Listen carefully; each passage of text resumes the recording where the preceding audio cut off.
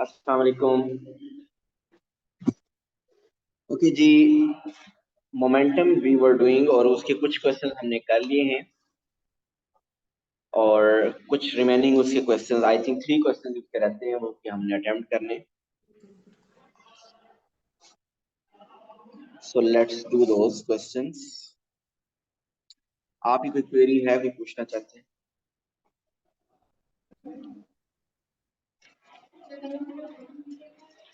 कल वाले भी जो तकरीबन इजी क्वेश्चन थे, जो थोड़े से हार्ड है, वो आज हम बेसिकली करेंगे।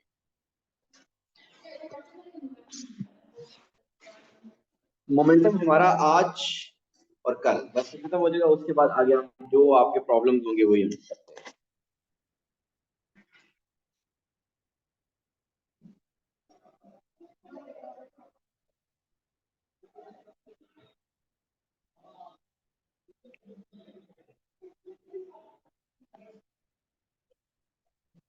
ओके जी, अब आगे जरा ध्यान में रखिएगा, हम कुछ अभी तक हमने जितने क्वेश्चंस किए हैं मोमेंटम के, उसमें प्लेन एक तो हॉरिजॉन्टल था और वो स्मूथ प्लेन था। जब आपका हॉरिजॉन्टल प्लेन हो और स्मूथ प्लेन हो, इसका मतलब स्पीड क्या होगी? वो कांस्टेंट होगी।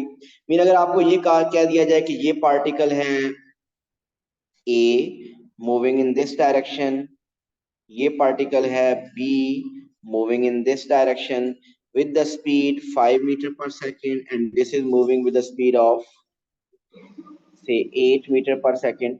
अगर ये इंक्लाइंड प्लेन है तो जिस स्टेज पे भी इनका कोलिजन हो तो स्पीड दोनों की कांस्टेंट है, तो इमीडिएटली बिफोर कोलिजन स्पीड क्या होगी? ए की 5 ही होगी और बी की 8 ही होगी, क्योंकि इनको ट्रेवल करते हुए इनकी स्पीड रिड्यूस नहीं हुई, कम नहीं हुई, डीसेलरेट नहीं हुआ। क्यों? क्योंकि ये एक हॉरिजॉन्टल प्लेन था और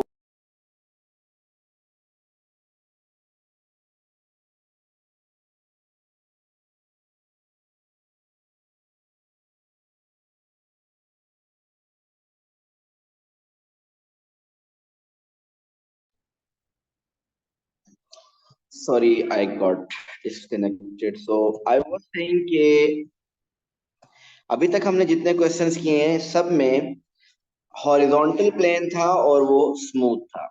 लेकिन अगर आपका प्लेन स्मूथ नहीं होगा तो क्वेश्चन का सिनेरियो डिफरेंट होगा। उस डिफरेंट सिनेरियो क्यों हो जाएगा, वो चेंज क्यों हो जाएगा? एक्चुअली जो आपका law of conservation of momentum है कि momentum before collision is equal to momentum after collision, वो बेसिकली है momentum immediately before collision is equal to momentum immediately after collision, वो रूल अप्लाई होता है। लेकिन क्योंकि जब तक आपकी हॉरिजॉन्टल प्लेन है और स्मूथ सरफेस है, तो आपको पता है उस केस में स्पीड इमीडिएटली बिफोर कोलिजन हो या किसी भी पॉइंट पे हो, स्पीड सेम ही रहती है। क्योंकि अगर आपको मैं ये बताऊं कि बी रेस्ट पे है और एक यहाँ पे स्पीड 10 मीटर पर सेकंड है, और अगर स्मूथ प्लेन है हॉरिजॉन्टल है, तो जब इसका कोलिजन यहाँ पे आके होगा, कोलिजन से पहले भी एक स्पीड क्या होगी, वो 10 ही होगी। ऐसे ही है। लेकिन अगर सिनेरियो कुछ डिफरेंट हो जाए, मीन अगर ये हो कि this is the point A, this is B, this distance is say 5 meter, here the speed is 20, in fact 30 meter per second, the mass of A is 2 kg and the mass of B is say 3 kg. Okay, अब आपको मैं अगर ये बता दूं कि the surface is rough,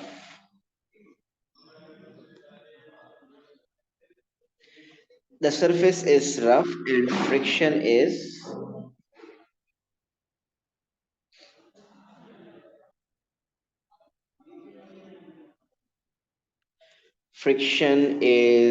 suppose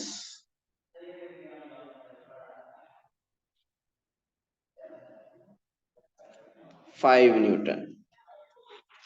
सो इस case में अगर आपको वो कहता है कि after collision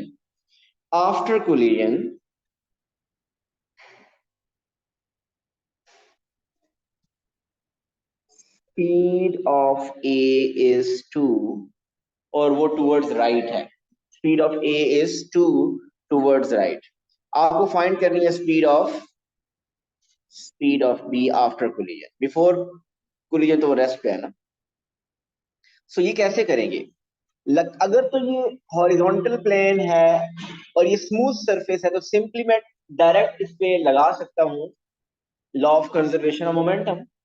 mean before collision इसका मोमेंटम होगा ए का 30 × 2 is equal to after collision करके मेरे पास मैं स्पीड ऑफ बी आ जाए। बट यहाँ पे सिनेरियो डिफरेंट है। मैंने बता दिया कि रफ सरफेस है, और जब रफ सरफेस होगी तो इसका मतलब अब अगर स्पीड यहाँ 30 है, तो यहाँ पे स्पीड उसकी 30 नहीं होगी, यहाँ पे कम हो जाएगी, और यहाँ से बिल्कुल बहुत कम हो जाएगी। सो आपको स्पीड कौन सी चाहिए, कौन सी यूज करनी है law of conservation of momentum में? You need the speed immediately before the collision. So first you need to find the speed immediately before the collision. How will you find the speed immediately before the collision? आपको distance पता है, 5 metre travel करना है उसने, आपको initial speed पता है, इसके ऊपर कोई एक्सटर्नल फोर्स नहीं अप्लाई होगी। So you have two informations. To apply equation of motion, we need third information. So where to get that third information from? Net force is equal to ma. What's the net force? Forward force minus backward force. Is there any forward force? No. Mean कोई भी driving force आपको मैंने बताया कि कोई external force नहीं है। What's the resistive force? 5 is equal to ma. So what's the mass? 2 and acceleration हमारे पास आ जाएगी -5/2, मीन डीसेलरेट कर रहा है -2/5 से। तो ये एक्सेलरेशन आ गई।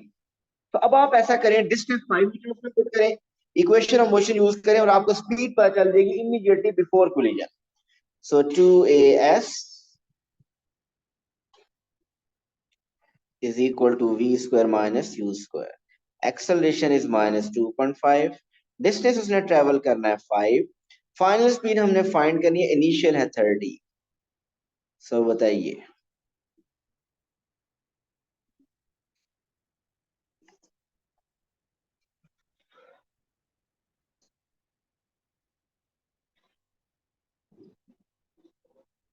900 minus 25, 875. V square is 875.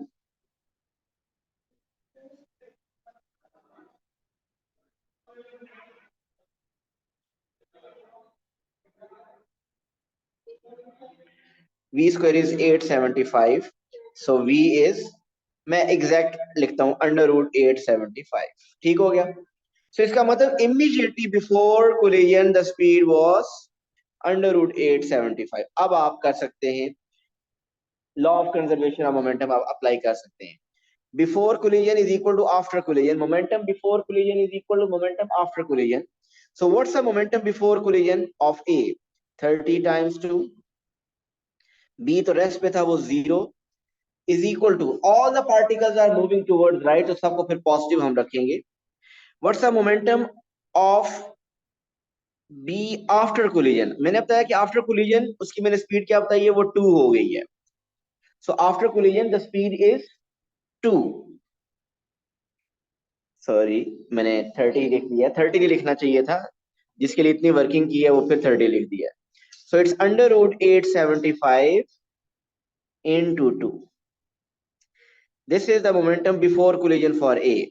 Immediately before collision B की 0 है। आफ्टर कोलिजन ए की का momentum is 2 into 2 plus B का momentum is 3v। So you will get the speed of B immediately after collision.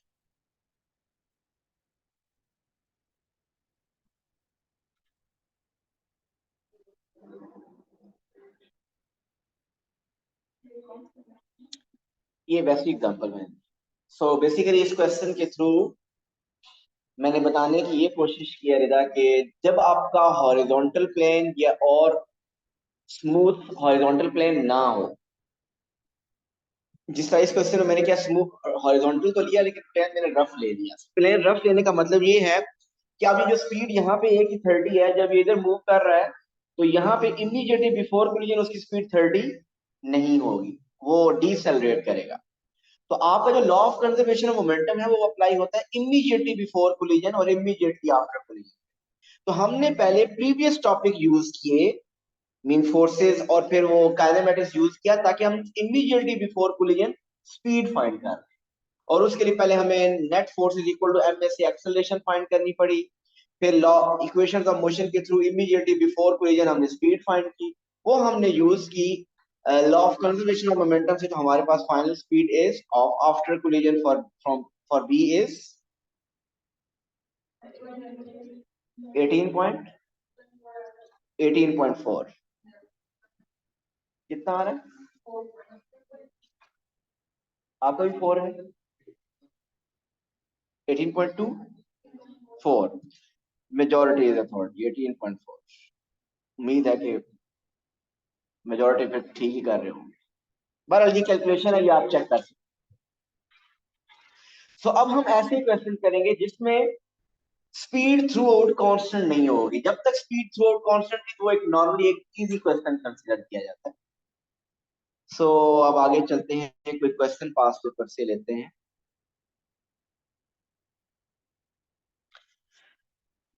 Let's take question 6।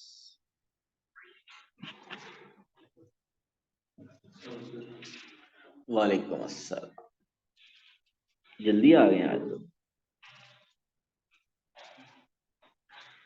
Okay ji, question 6 देखिए।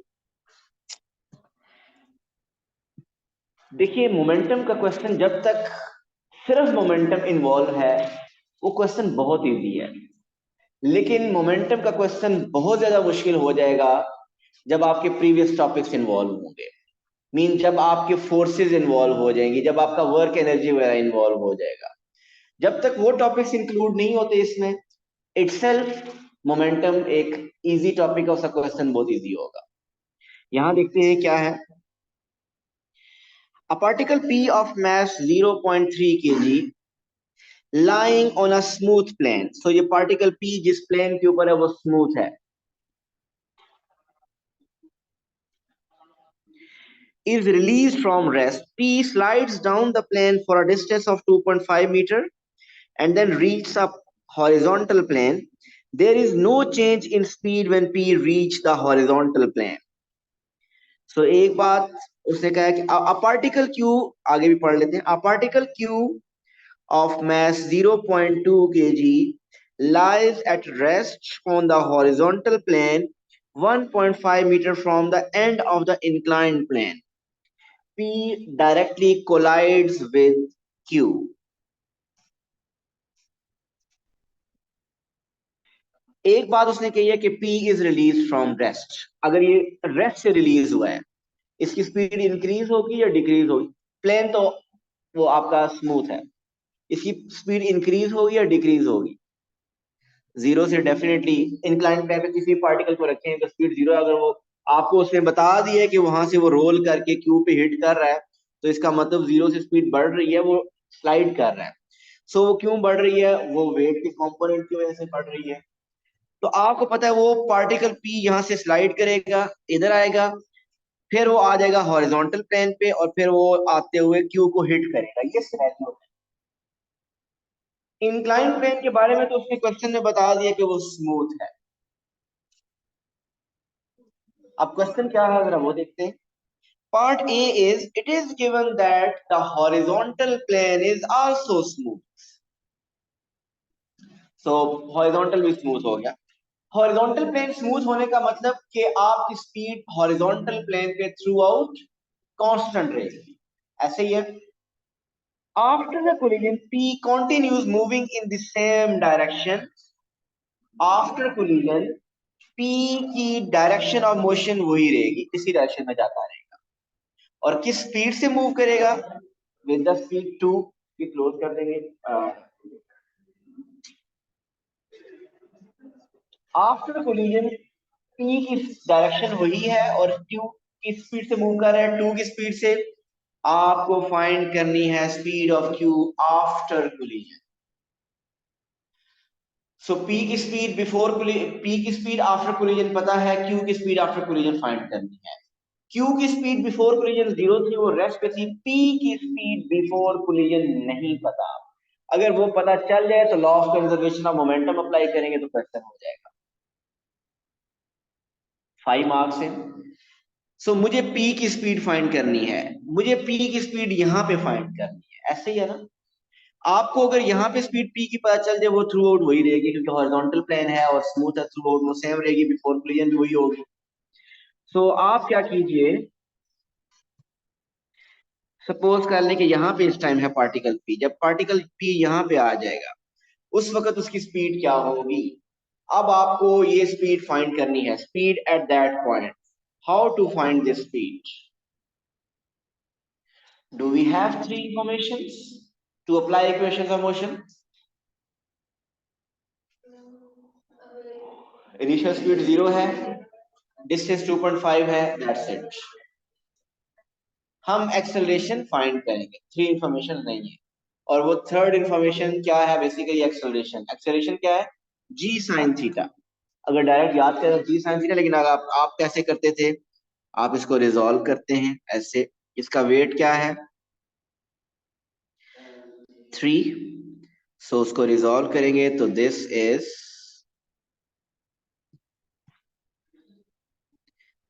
30, 3 sign 30, 3 cos 30।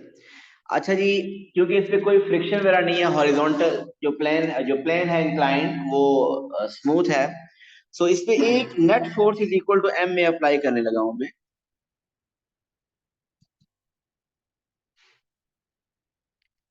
इसके ऊपर net force ए की force है, और वो क्या है? 3 sin 30।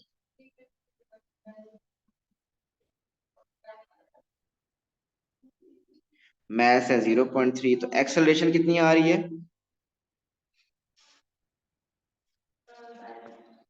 Acceleration is 5। So accelerate कर रहा है विद द स्पीड 5। तो एक्सेलरेशन आ गई, थ्री इंफॉर्मेशन पता चल गया। अब आप ऐसा करें, इस पॉइंट पे उसकी स्पीड फाइंड कर लीजिए। हम अप्लाई करना चाहिए क्या? 2as is equal to v square minus u square. 2 acceleration is 5, distance is 2.5, final speed minus initial speed 0। So speed क्या आ रही है?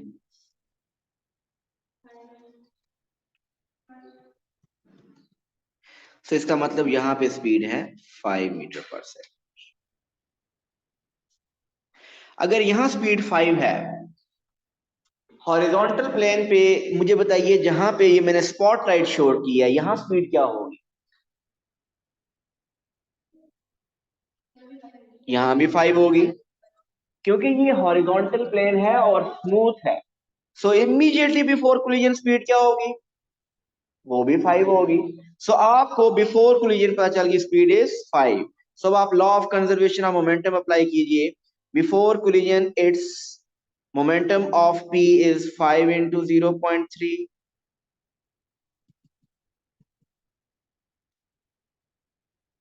Before collision, momentum of q is 0. After collision, the momentum of p, क्योंकि p right side पे जा रहा है तो positive way लिखेंगे, और p की स्पीड उसमें बताई थी 2 हो जाती है। सो 2 into 0.3 plus momentum of q is 0.2 into v। सो यहां से अब आप v फाइंड करेंगे, स्पीड।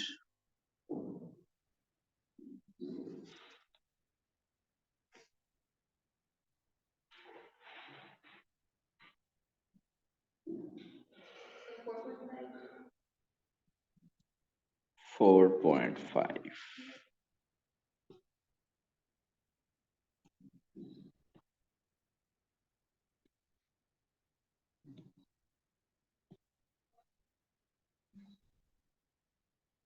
जी क्लियर है सबको? So this is how you will find the speed of q after collision. तो बिफोर कोलिजन हमें स्पीड ऑफ p चाहिए थी, और before collision p speed find करने के लिए हमने प्रीवियस टॉपिक्स को यूज किया। जी क्लियर है जी? Should we move forward to the B part? Okay.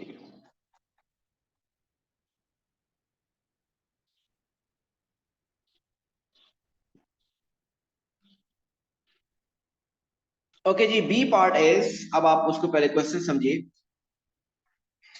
It is given instead that the horizontal plane is rough. अब अगर हॉरिजॉन्टल प्लेन रफ हो गया तो प्रॉब्लम क्या आया कि ये जो स्पीड अगर यहाँ 5 है, इधर प्लीज देखिए, ये जो स्पीड 5 है, तो इमीडिएटली बिफोर कोलिजन स्पीड 5 नहीं होगी, ज्यादा होगी या कम होगी?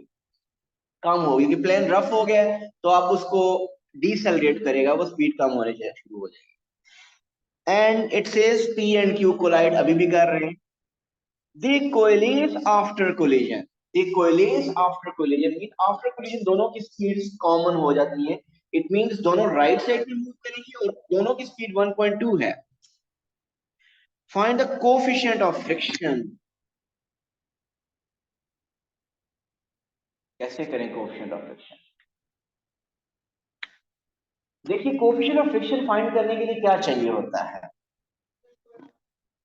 F is equal to mu R. जरा पहले क्वेश्चन में सिनेरियो समझने की हमें क्या क्या वर्किंग करनी पड़ेगी। F is equal to mu R अगर हम देखें तो म्यू फाइंड करने के लिए you need R and you need F. हमें आर पहले ही पता है। बिटवीन पी, पी का आर क्या होगा? जब पी हॉरिजॉन्टल प्लेन पे होगा तो व्हाट विल बी आर? जब पी हॉरिजॉन्टल प्लेन पे होगा, जब पी हॉरिजॉन्टल प्लेन पे होगा, उसका आर क्या होगा? वेट के इक्वल होगा। और वेट कितना है? 3। तो आर का तो मसला ही नहीं है, आर तो 3 पता चल गया। क्या आप इस बात से एग्री करते हैं कि पी का जो वेट, क्योंकि पी और हॉरिजॉन्टल प्लेन के दरमियान कोएफिशिएंट ऑफ फ्रिक्शन फाइंड करना है, तो F is equal to mu R, R is equal to weight होगा, और वो 3 है। F फ्रिक्शन कैसे फाइंड करेंगे?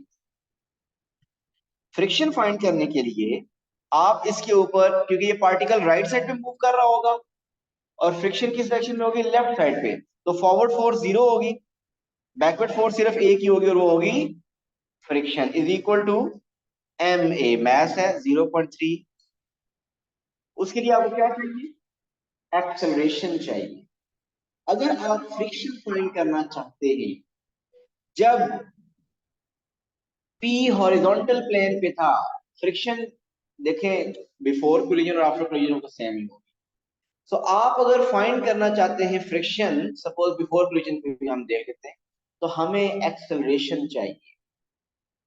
Net force is equal to M A लगाएंगे तो वहां से फ्रिक्शन आएगी, लेकिन वो तभी आएगी जब आपको एक्सेलरेशन पता होगी। अब आप बताइए एक्सेलरेशन कैसे फाइंड करेंगे हम? एक्सेलरेशन तब पता चलेगी जब आपको, जरा सुनिएगा अच्छी तरह, जब आपको इस पॉइंट पे इमीडिएटली बिफोर कोलिजन अगर आपको स्पीड पता चल जाए तो आप एक्सेलरेशन फाइंड कर सकते हैं। कैसे? इनिशियल स्पीड 5, हॉरिजॉन्टल प्लेन पे इनिशियल स्पीड 5। अच्छा 5 तो चेंज नहीं होगा ना, क्योंकि इंक्लाइन प्लेन के साथ तो उसने कोई चेंज नहीं लाया, वो तो उसी तरह ही है, उसमें कोई चेंज नहीं है। तो इंक्लाइन प्लेन के एंड पे पी की स्पीड 5 होगी, और पी कोलिजन से इमीडिएटली बिफोर पहले उसकी स्पीड हमें नहीं पता। डिस्टेंस कितना ट्रेवल किया होगा 1.5, वो हमें पता है। अगर वो इमीडिएटली बिफोर कोलिजन स्पीड पता चल जाए तो तीन चीजें पता चल जाएंगी। 5 initial speed, before collision Q की स्पीड 1.5 मीटर, तीन चीजें पता चलेंगी तो इक्वेशन ऑफ मोशन लगा लेंगे। तो इसका मतलब हमारा टास्क क्या है? We want to find the speed immediately before collision. क्या आप इमीडिएटली बिफोर कोलिजन स्पीड बता सकते हैं? हम निकाल सकते हैं by using law of conservation of momentum. So I hope मैं वहां तक आपको लेके जो आया हूँ आपको समझ आई होगी बात। मैं ये सारा स्टेप करूंगा अभी दोबारा। तो अभी आपके ये टास्क सिर्फ ये है कि इमीडिएटली बिफोर कोलिजन आप क्यू की, सॉरी, पी की स्पीड फाइंड करें। Find the speed of P immediately before collision.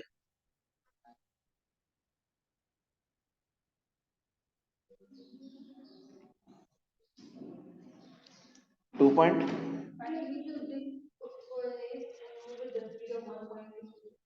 कोइलेस का मतलब क्या है?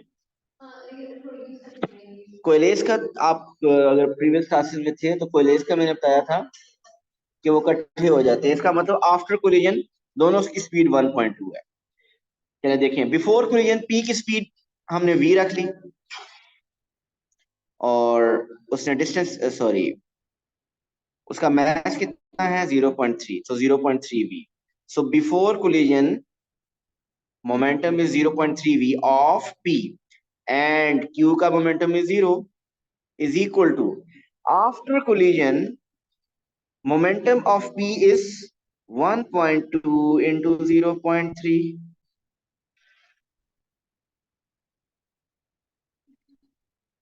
plus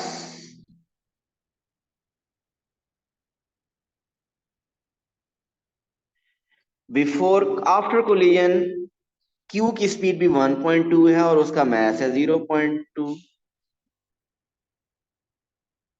सो दोनों की स्पीड को आपने 1.2 लिख दिया। आप 1.2 कॉमन भी लिख सकते हैं, ले सकते हैं। सो यहां से आपको स्पीड आ जाएगी P की बिफोर कोलिजन। सो इसका मतलब यहाँ पे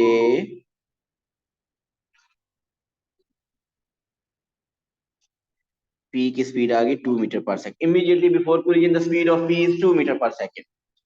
सो अब आपको पता है हॉरिजॉन्टल प्लेन पे आप लें initial speed 5, final speed 2, distance travelled 1.5, तो you will get the acceleration.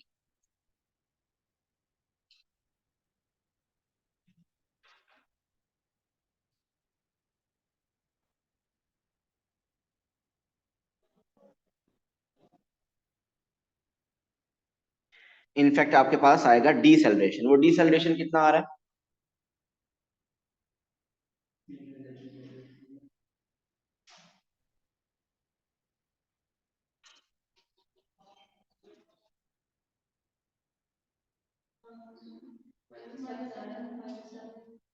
-7।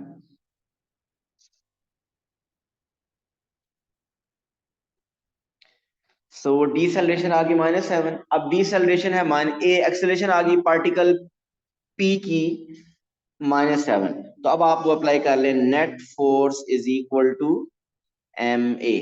बताइए बिफोर कोलिजन की अगर बात करें तो पी के ऊपर नेट फोर्स क्या है? कोई फॉरवर्ड फोर्स नहीं है, एंड बैकवर्ड फोर्स क्या है? Friction force is equal to M A, mass है 0.3, एक्सेलरेशन है -7, तो फ्रिक्शन क्या आ गई? 2.1। सो ये आ गई फ्रिक्शन 2.1। और आर हम पहले से डिसाइड कर चुके हैं कि आर है 3। So mu is equal to F over R. F had 2.1 or R had 3. So mu is 0.7. So coefficient of friction is 0.7.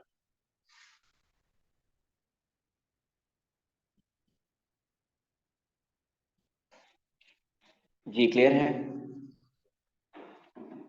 तो देखिए, जब दूसरा टॉपिक मिक्स होगा तो दोनों को टॉपिक्स की डिफिकल्टी लेवल ओवरऑल बढ़ जाएगा।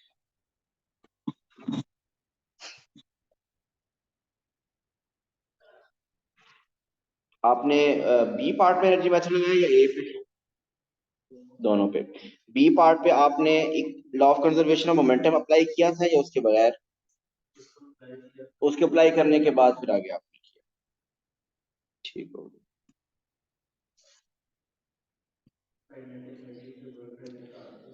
ऐसे ही। ओके जी, नेक्स्ट क्वेश्चन देखते हैं।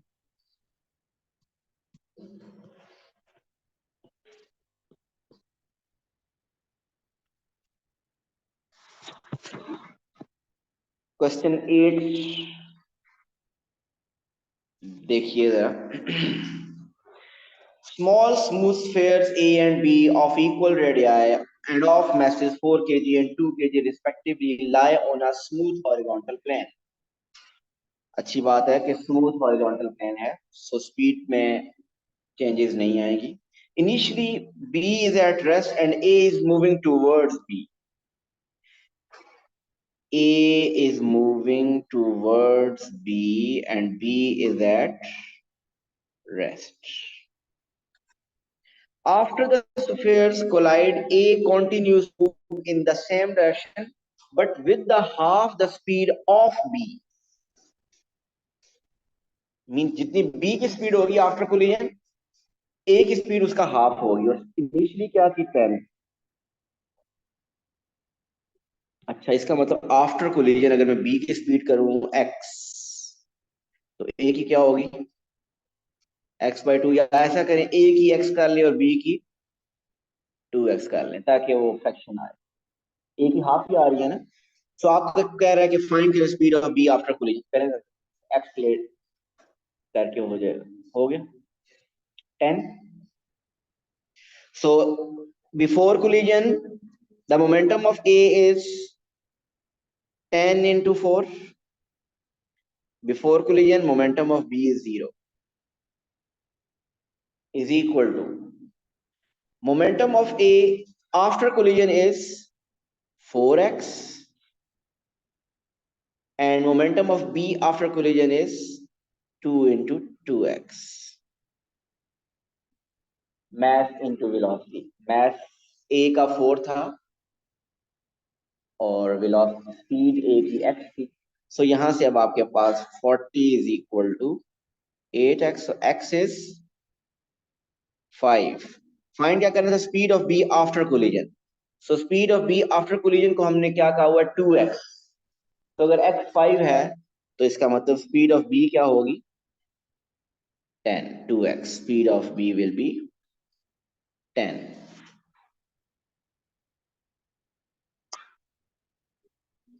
ठीक हो गया यहाँ तक? तो ये इंफॉर्मेशन माइंड में रखनी है, आगे वाले क्वेश्चन में यूज होना होंगे सब। A third small smooth sphere C of mass 1 kg and with the same radius as A and B is at rest on the plane B and B now collide directly with C. अच्छा, देखिए सबसे पहले ए का B के साथ collision हुआ, उनके collision के बाद अब सेकंड कोलिजन की सिर्फ मैं इंफॉर्मेशन लिख रहा हूं। सेकंड कोलिजन की इंफॉर्मेशन क्या है?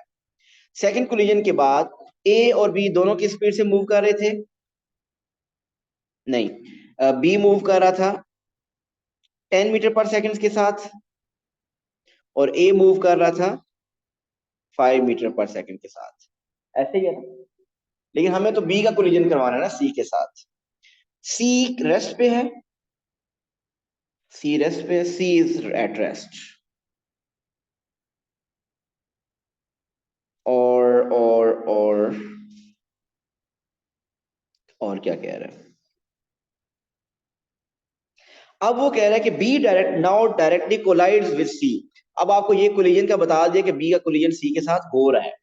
बी का कोलिजन सी के साथ हो रहा है, और वो होने के बाद after collision B continues to move in the same direction but with one third the speed of C. One third the speed of C mean अगर सी की स्पीड हम रखें y, तो b की होगी वन थर्ड। या आप ऐसा करें, b की स्पीड आप कर रहे हैं y और c की क्या होगी 3y। ऐसे ही है ना, थर्ड वन थर्ड। वो मैं सिर्फ फ्रैक्शन ही लाना चाह रहा, इसलिए लेट इस कर रहा हूं। Show that there is another collision between a and b। समझ आया क्वेश्चन क्या पूछ रहा है? ये तो पता चल गया कि b और c का कोलिजन हो रहा है, और उसके कोलिजन के बाद b की स्पीड c की स्पीड की वन थर्ड है। प्रूव ये करना है कि उस कोलिजन के बाद ये प्रूव करना है कि there is another collision between a and b। वो तब पता चलेगा, पहले ऐसा करें, बी और सी के कोलिजन की के बाद की स्पीड, बी की स्पीड फाइंड कर।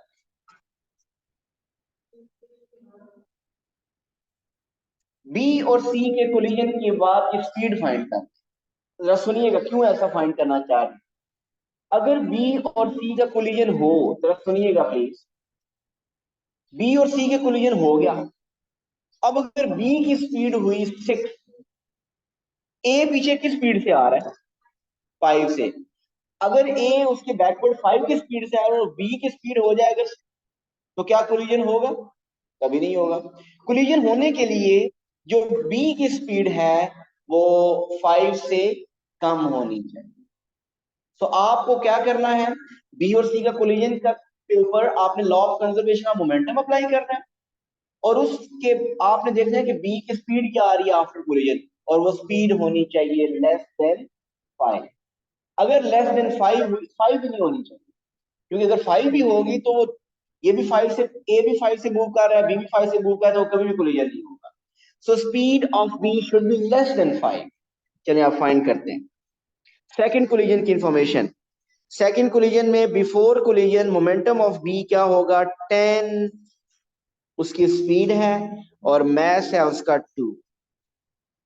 बिफोर कोलिजन सी का momentum 0 is equal to after collision B का स्पीड हमने फाइंड करनी है, उसको हमने y कह लिया, मीन 2y, और सी का मैथ कितना था 1, और स्पीड इज 3y। सो ये आ रहा है 20 इज इक्वल टू 5y।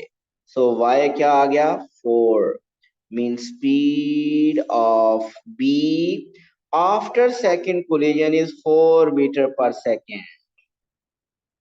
सो आपको पता है ए क्या हो रहा है 5 मीटर पर सेकंड किससे मूव कर रहा है, अब बी मूव कर रहा है 4 मीटर पर सेकंड की स्पीड से, तो बताइए कोलिजन होगा या नहीं होगा?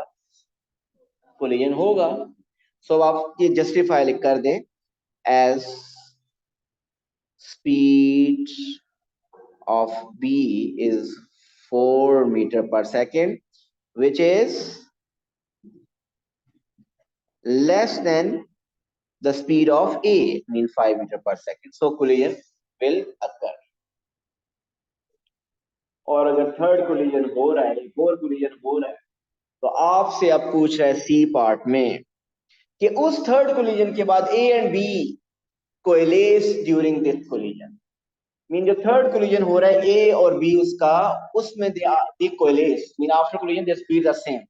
Find the total loss of kinetic energy in this system due to these three collisions. मैं करूंगा नहीं, टाइम नहीं है अभी, लेकिन बता देता हूँ, बताए क्या बताएंगे कैसे करना है। तो अगर आपको कैलकुलेट करना है total loss in kinetic energy, तो आप क्या करें, टोटल